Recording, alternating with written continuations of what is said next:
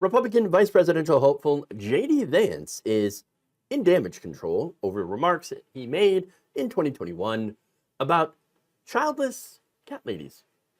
That's not what I said, Trey. If you look at what the left has done, they have radically taken this out of context and, in fact, aggressively lied about what I've said.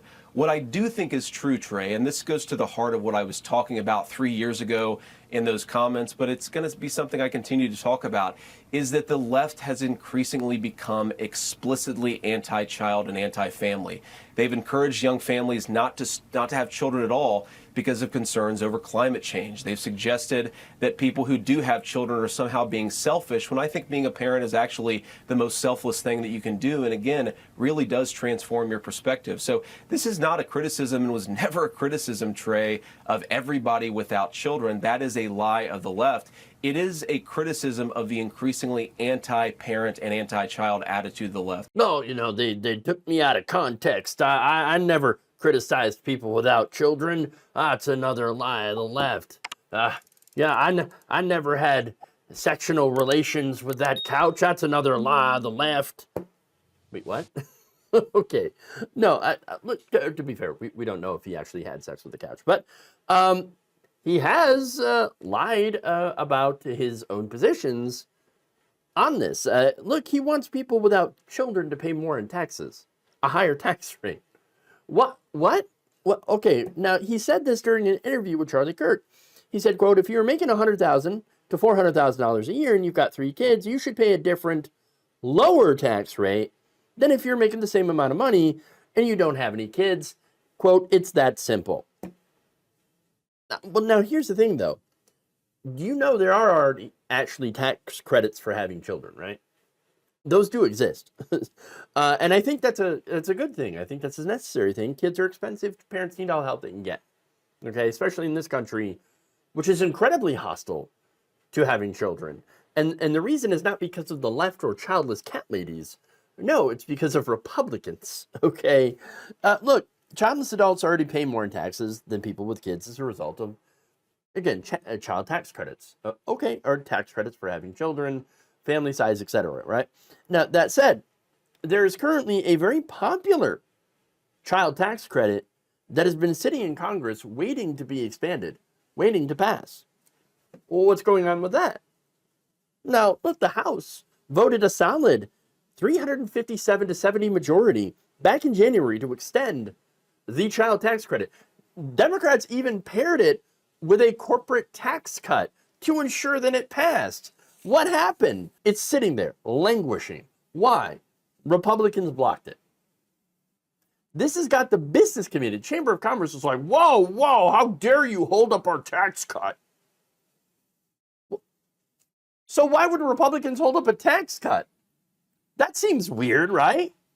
Well, Senator Chuck Grassley accidentally admitted the real reason to reporters when he said, quote, passing a tax bill that makes the president look good, mailing out checks before the election, means he could be reelected.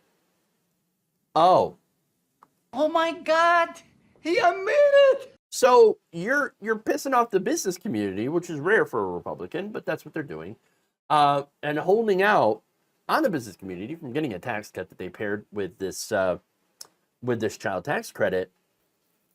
You're admitting that you're doing this for political reasons.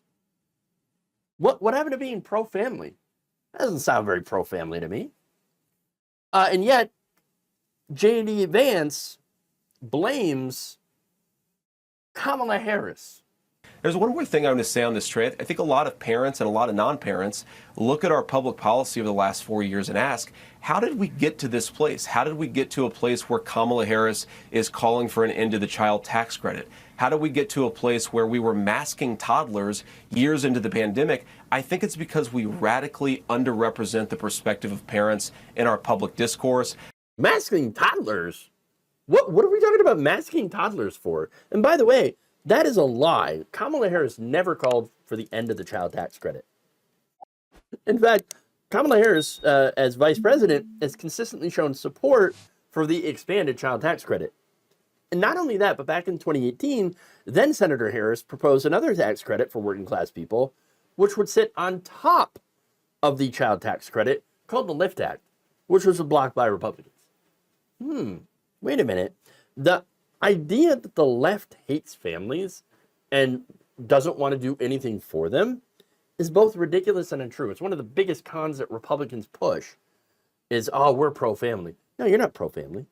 Democrats constantly put forward pro-family economic policies, and they get shot by Republicans. Shot right down.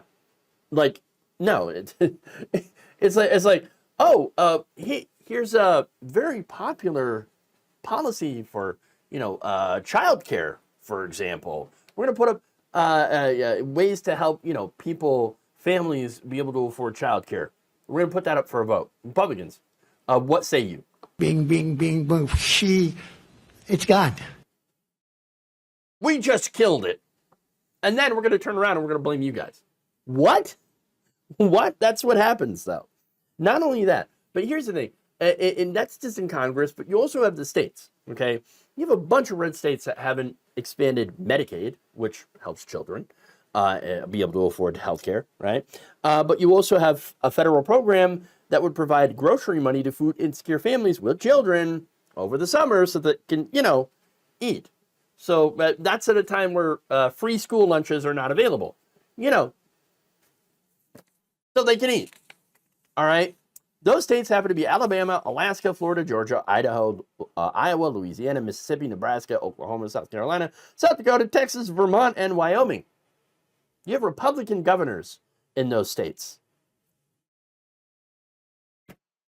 Blocking that, not taking that money, not expanding free meals. You know what? Governor Tim Walz in Minnesota, he's like, of course we're going to take that money. Of course we're going to feed kids. Yes. Oh my God. Now we have kids with full bellies. Wow. We're such monsters. Look, at the same time, these Republican states, red states, are denying that money. They're loosening child labor laws. So now your kids can go work in the factory, okay, the chicken plant, and possibly get their arms ripped off by a machine. So that's protecting children. But feeding them during the summertime when they can't afford it, that's what? How can Republicans ever claim that they are pro-family? When you look at their record, it's the most obvious thing. They're not pro-family. They're pro-rich people. I guess the only families that Republicans support are rich families. Maybe even the five families. I don't know. It's one of the biggest lies out there is that Democrats don't support families where Republicans do. No. How pro-family is it to block things like IVF? How pro-family is it to stop gay couples from adopting children? Okay? Getting them out of the foster system, and getting them into loving homes. Look, these guys are spewing homophobia at people like Pete Buttigieg and his husband for adopting twins. And Dave Rubin, I don't agree with pretty much anything Dave Rubin has ever, has said. Okay, I think he is a fraud. I think there's all sorts of things wrong with Dave Rubin. But you know what? The one thing that I do respect is that he adopted. No, I'm sorry, he didn't adopt. He did surrogacy. Totally fine. And I actually kind of feel sorry for him with the amount of vitriol that he and his husband have endured from fellow right-wingers. Claiming, oh, you stole that child. No, you had a child. That's pro-family. What happened to pro-family? Not if the family doesn't look like a heterosexual, straight male, cisgender, and a cisgender female with traditional gender roles. Those are the only types of families we support. No, F off. How pro-family is it to block free lunches and free healthcare for children? It's not pro-family. Republicans, they're the party of punishing people for having families if they need any kind of help whatsoever, or if they don't look like what they want a family to look like, okay? And at the same time, Republicans also make it so much harder for working people to be able to afford to live and actually have families.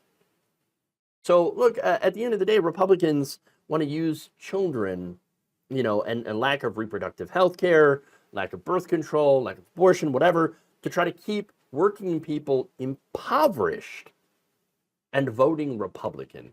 That's their plan for being able to continuously win elections. That's it, to try to make poor people, keep them poor and ignorant so that they always vote Republican. Thank you for watching. If you enjoyed this video, please like, share, subscribe, hit the bell icon in order to get notified whenever a new video is released.